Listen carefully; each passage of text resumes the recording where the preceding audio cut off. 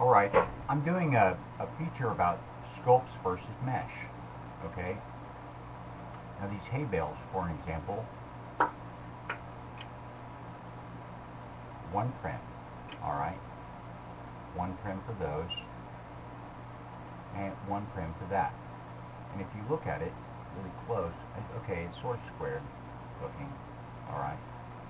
So it's one prim. Now that's all those actually are one prim. You see that's that many objects right there. All of those highlighted in white, those are all one prim. All of them together are one prim. Okay? Alright. Now, you see my building. Now imagine that you're playing a game. Okay? When you're playing a video game, you don't get to do this. You don't get to do this. Alright? You don't get to do this. Not at all. Alright? What you get is something equivalent to about it's like a view of something like that. Okay? Or you get mouse look view. Sort of like this. Though in Skyrim you see your hands, and that's sort of cool. Okay, and you don't get to fly. I need to block fly. As soon as I'm finished with this region, I'll block fly. Okay, now look at this, okay? Now you're walking up. You see how the foundation is squared looking. And you'll see up here, this actually uses a primitive, okay? Now primitive is like this, okay? This is a primitive, okay? And it's really squared looking, alright? Now you can make other primitives, like the cylinder, okay? You can hollow them out, and you can do a particular number of things, okay, with the primitive. So you're really limited, alright? Now, look at my anvil, for an example. Look at my tree stump and that sort of thing. But look at my anvil, alright? My anvil, now that's, I sculpted that in Blender, and you'll see the land impact is 1. Alright, one object, one land impact. That's my one prim anvil. Alright, now you see this, you see how I made this bumpy. Alright, that's a sculpted well. Now if I made that well with the cylinder, I made the top with the cylinder. Alright, you see, and it's real smooth, and it's sort of edgy. It's scaled up enough that it's got some seemingly sharp ends on it, though it's sort of edgy. Okay, though in a video game, you're like Skyrim, you don't get to zoom in or anything, not actually. All right, and you see that I thought the pulley system for their forge was really ingenuitive. That was really smart. For the bellow, I haven't made the bellow yet, not actually. So, you come in here, and you're playing a video game. Imagine you're playing a video game, alright? And you walk up these logs. Okay, now you're not going to look at that right there, not actually. It's just, you're never going to look at that, not unless you're way far back. Alright, you wouldn't even see it. And so looking around, and it's like, okay, alright, so it's a tower. Alright, cool. A tower. Alright. And so you're walking up the tower, and I'm going to point a few things out. So, okay, these logs, one thing about sculpts, you can't walk on these, not actually, okay, because it's like, because they're laid out, they're staggered out, and they're separated out. So see, that's 3 prims for those. That's a 1, 2, 3, 4, 5 steps. That's one object. You see that? That's one object right there. One prim, or that's one prim. Okay, when they're linked together, it's one object. Okay, so there's one prim, and then these couple of logs here are one prim. And then I put an invisible ramp behind it, and I made this object, this log object, phantom, so that I can walk through it. You see, I toggled that phantom. Now if I untoggled that, then I wouldn't be able to walk up the steps, not at all. Like it's, the prims are, the object, the prims become really large when it's staggered out like that. Okay, so I couldn't walk on that. Though this wall, for an example, is a sculpt as well, and you can see it's bumpy, and I can't walk through it because it's not phantom. Not actually. You see, it's like the wall, though, it's one big flat prim. Okay, so that's not phantom, not at all. Alright, now, I'm walking up here, walking up here, walking up here. Now look at this floor, for an example. Okay, it's one stretched out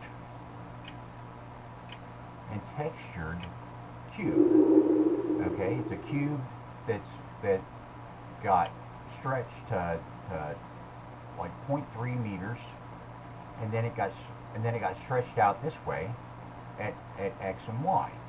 Okay, that's one prim though.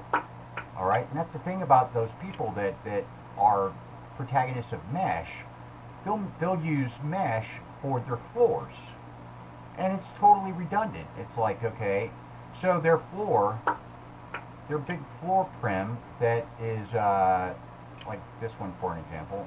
Hang on, I need to link these. Okay,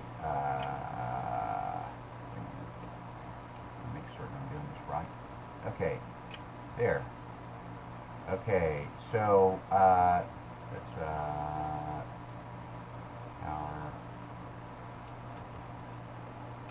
second story floor. Okay, and though I mean they'll make that out of mesh, and then it becomes like it goes from one prim. Oh yeah, and the reason that that's two prims right there is because I took a cube.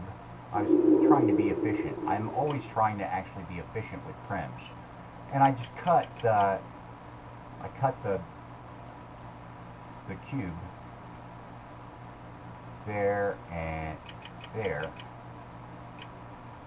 and then I stretched it out, and so that way it would be open for my stairs. Okay, so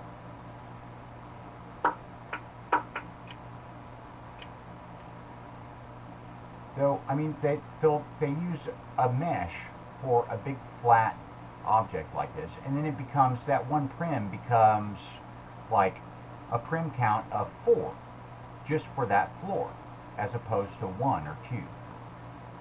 Okay, and then like these stairs, there's no way that they could make those stairs with the three prim count, with a prim count of 3. No way. All right. Now some things actually with mesh are much more efficient. Okay, so like, well, a barrel. Okay, that instead of being textured out, it's got little bumps on it, like little bumps for the rivets. Okay, and they can make a really great looking barrel that's like 2 prims, though it's really bumpy and it looks really great.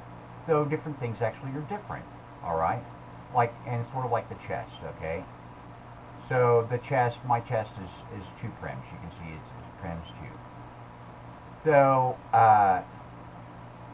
they can make one that's really efficient, that's that size, that's 1 prim even, and it's got little bumps on for the rivets and so forth. Though if they scaled it up, it becomes exponentially larger prim count. And that's the thing about these walls. Okay, now these walls, they're sculpted. All right, though this right here is 1 prim. All right, now to make it tall and to give it like dual, a two-tone, like as if, sort of like in the film titled Highlander, where their tower was mossy. It was growing a lot of moss on the lower part, and the upper part was still dark stone. All right, so okay, that's two prims for that height of probably about 24 meters. And if they made that with mesh, it would probably look the same. If it were the same person that were making one with sculpts and one with mesh, I could make one with mesh and it would look exactly the same. Okay? So it would be that 24 meters would be a prim count of like 8 or 12 or even higher. I had a mesh hedge in the Second Life virtual world grid, and it was like 8 meters long and maybe like maybe 2 meters tall. And I had this area that I wanted to hedge out, and so I stretched the hedge out. And I stretched it out to 20 meters, though it didn't look as good, not actually. And so I stretched it out from 8 to 12 or 16. All right, and it still looked somewhat reasonable, and it surrounded my property, and it was sort of easy to just stretch it out some. Though it went from like a prim count of 2 at 8 meters to a prim count of 10 at 16 meters. I mean, so it was sort of exponential, okay? And so that it was like, it was more efficient to just lay out a bunch of 2 prim 8 meter long hedges within a contrastive pair of trying to stretch that hedge out so that it still looked reasonable and surrounded the property. And it's like people that are protagonists of mesh. I'm all right with using mesh on some things within a virtual world that has 256 by 256 meter regions. So in the OpenSim platform, the physics engine that handles mesh, it only works on regions that are 256 by 256. And if you look at, and within my grid, I can have bar-sized regions that are, okay, that are 512 by 512, which is what this actually is. This region is 512 by 512, which is like 4 256 meter regions put together on a single region server. Okay? And so I've got all of this space. I've got all of this space right here to actually put things on a single region server. Okay? And it's quite a lot of space. Like when it's scaled out and I'm walking around, it takes me a few minutes to walk from one side of the region to the next. And if this were filled with trees and plants and animals and little cottages and so forth, I mean, just to get to this cave over here on this side of the region, it's going to take me a while, like at least a minute or two. Okay, and that's me walking directly to this one cave. Now, if this region actually were filled with trees and plants and little cottages and animals and birds, then suddenly, like that's quite a lot of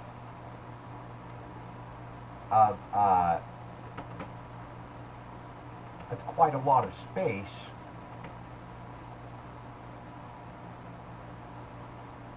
for my region. and for me to actually make things and do things, okay?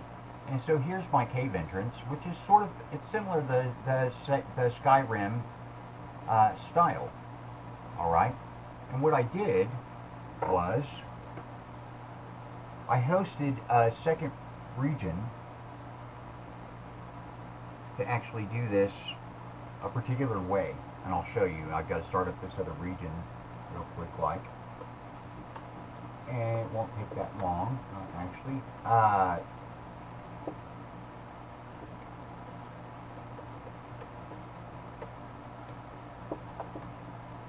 So I started up a separate region for the caves and interior areas, because I figured that if I wanted to actually clutter a house with things, then I could do that in a separate region and save on trim count. See, and here my objects, my parcel land capacity is 15,000 for any region. It's 15,000. I can increase it if I wanted to, though that requires more system processes. Now a 256 by 256 actually allows for 15,000 objects. So that's 60,000 objects within 4 256 square meter areas. Okay, and if I had a lot of houses, maybe I would want 60,000 prims. And if I were doing mesh, maybe I would definitely want 60,000 prims. So I'm only using 721 prims thus far. When I put out plants and animals and so forth, and all sorts of rocks, then it'll change. Okay, so I can come up to this area right here, and I think this is loaded now. And then I can click on this, and it teleports me to my cave. Okay, and so I use that same, oops, hang on. I use that same object. Yeah, okay, it's still there, you can see it. Alright, it's that same cave entrance object turned around the other way, and I'll work on that cave entrance so that it's bumpy on this side as well. Alright, and maybe I'll make it so that maybe I'll alter it so that it fits the span of this area, though I use the separate regions so that I could use the terrain for the ground. And what I'm going to do is I'm going to go in with Blender, and I'm going to load the raw file, the raw terrain file. It's called a raw file, R-A-W. Okay, and I'm going to load the raw file, and then I'll paint the raw file for the ground terrain, and that'll allow me to put pathways and that sort of thing into the OpenSim platform. Because the ground terrain texture, it just it's this basic tile. Okay, and that's for the different height maps. You'll see that's why there are 4 of them. And you can do the different areas of the region and see, and that's a raw file. Okay, and so I can bake the terrain if I wanted to, and then I make a raw file. I think I download the raw file. I haven't done it yet, not actually. So, and then I can import that into Blender, and then I can actually paint the terrain. Though typically it's just this one texture, and they just repeat it every 16 meters or something like that. And so when you scale it up, when it's scaled out to a large region, it looks like, you see, I mean, it's the same repeating texture over and over and over again. So if I uploaded the raw file, then it would have variation. I've got this open space that I need to fill in real quick. So this way I can like lower the ground level. Wow. Okay. Sometimes this takes a minute. Not all the time, not actually, though, like sometimes when I first start up the region. There it is. Okay. Now, when I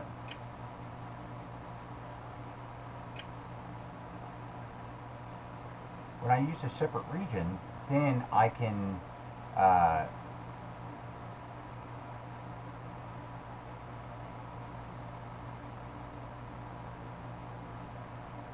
I can lower the ground there, and I can use this dugout portion of the ground for the terrain for my cave.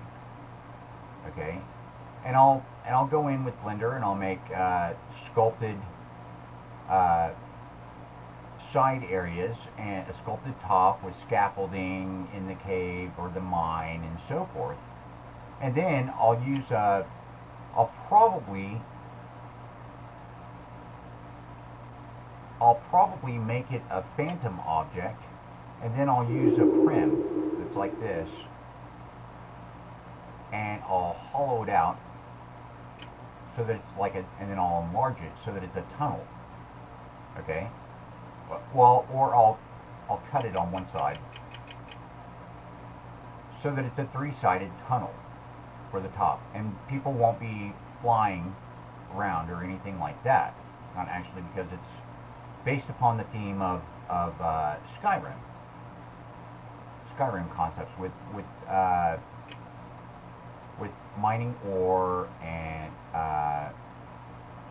enchanting objects, weapons, and so forth. So it'll be like this. I'll make this tunnel, and then I'll texture it with the transparency, and you won't see it, not actually. And then I'll make the sculpted mine tunnel phantom. Okay. And I'll have lanterns, and it'll be quite a little bit of work to fill in this one cave. Though it's sort of a considerably large cave. Okay, and going through here, and then like where are we going and what's in here, and there will be things, including ore to mine, which is sort of why I was working on the Smith Forge.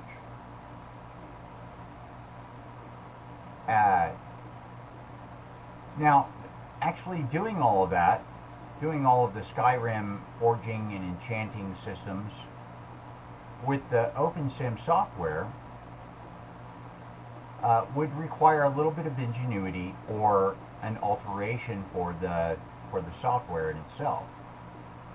Okay, now I could put things within.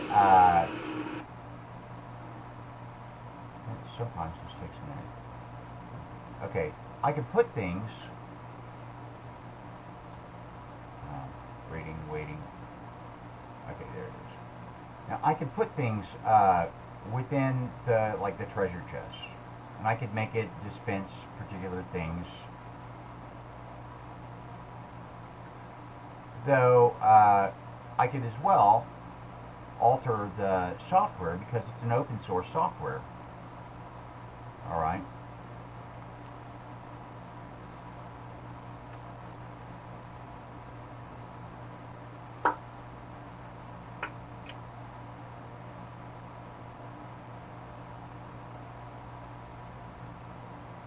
I probably have my distance. Oh, my draw distance is at 512. Okay, and I could increase that if I want to. Though I can't see all that way out there. This distance. Though,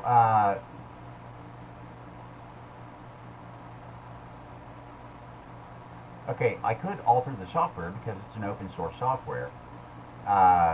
The viewer is programmed in C++, which I can actually work on a little bit with a little bit more aptitude.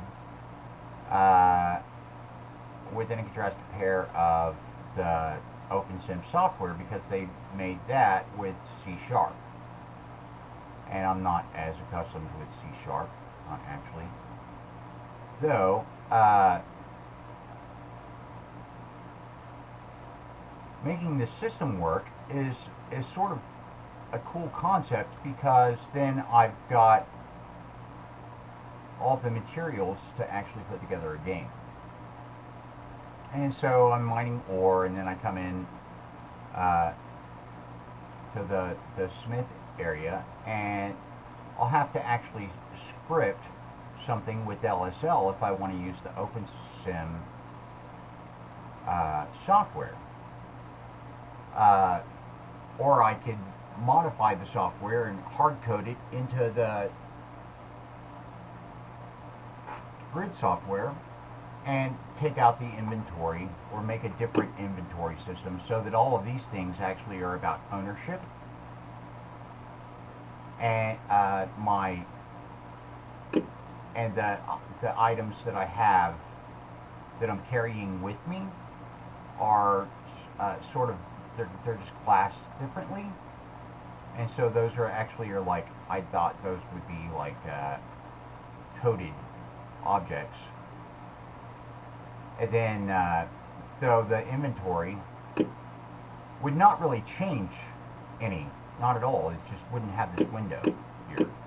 Okay, though I just make modifications to the database so that all of these objects actually had a weight value, and they had a classification. Like if it were something coded with me, then it would be classified within the object edit window. Okay, somewhere it would be classified in here. See, we've got density. Then we need mass, okay, for weight. And there are details that could be included and coded into the software that would really make this considerably cool, or cooler maybe. All right.